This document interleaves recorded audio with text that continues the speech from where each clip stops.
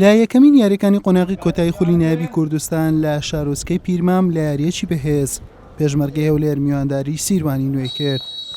لە سەرەتاوە خاوەن ماڵ دەستپێشخەری کرد لە هەڕەشەی گۆڵ تۆمارکردن. یاریزانانی یانەکە دەرفەتەکانیان سوود لێ وەرنەدەکرد.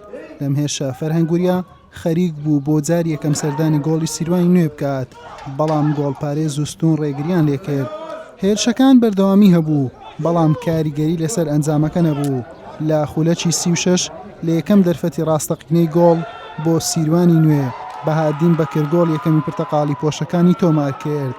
گۆڵەکەش ناڕەزایی زۆری یارزانانی پێشمەرگەی هەولێری لێکەوتەوە، پێیان وابوو نەچۆتە گۆڵ. فەرهەنگ ئەم دەرفەتە یەکسانکردنەوەی ئەنجامەکەی لەدەستدا. لا نیوەی دووەم و دوای تێپەڕبوونی تەنها 4 خولەک لە هێرشێکی زنجیرەیی ڕەوا یوسف گۆڵ یەکەم و یەکسانی بۆ پێشمەرگەی هەولێر تۆمار کرد.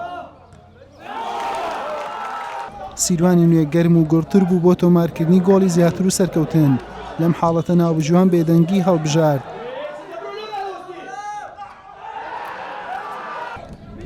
ڕەوا خەریک بوو پێشمەرگە پێش بخات، بەڵام دروست مامەڵەی لەگەڵ تۆپەکە نەکرد.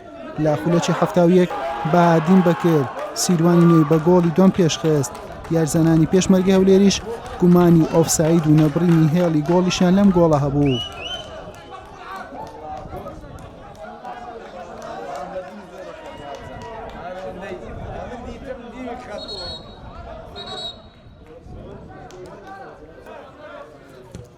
لە کاتێکدا کە سەمیر بابۆ پلانی بۆ یەکسانکردنەوەی ئەنجامەکە دانابوو، لە هێرشێکی هەڵگەڕاوە بەهادین بەکرد هەموو شتێکی لە یاریەکە کۆتایی پێهێنا با تۆمارکردنی گۆڵی سێمی سیروانی نوێ لە یاریەکە و گۆڵی دووەمی خۆی لە یاریەکە و دێمی لە خولەکە.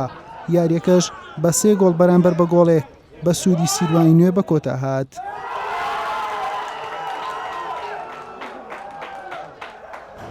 بیرمان شێمەکە یاریمان کردو لەگەڵ ینی پێشمەرگە هەولێرا پێشمەرگە هەولێرێکێکە لەو یاریانە کە دوو نازناوی بەناوی و زۆرترین یاریزانی خیبریاری ئەوەی کە خولەکانیان بردووە لەگەڵم تیپا مەوجودە.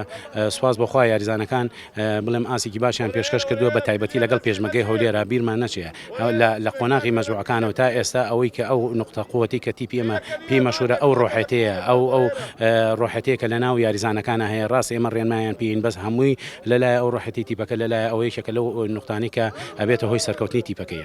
دەکرا ئێمە پێش ئەوەی سیروانی گۆڵی دووەم کە ئێمە دەمانتوانی گۆڵ بکەن خاستەن دوو فرسی محقق 100% لەدەستدا.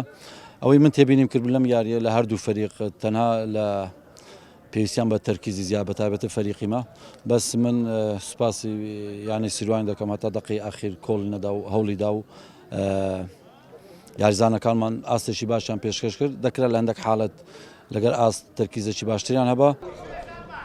بەمەنجامە سیروانی نوێتوانی یەکەم 3 خاڵ لەم قۆناغە دەستە بەرکات و بچێتە خانەی یەکەم.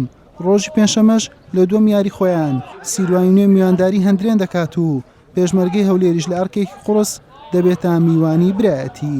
حوسێن محەممەد کەناڵی ئاسمانی پێیام پیرمام.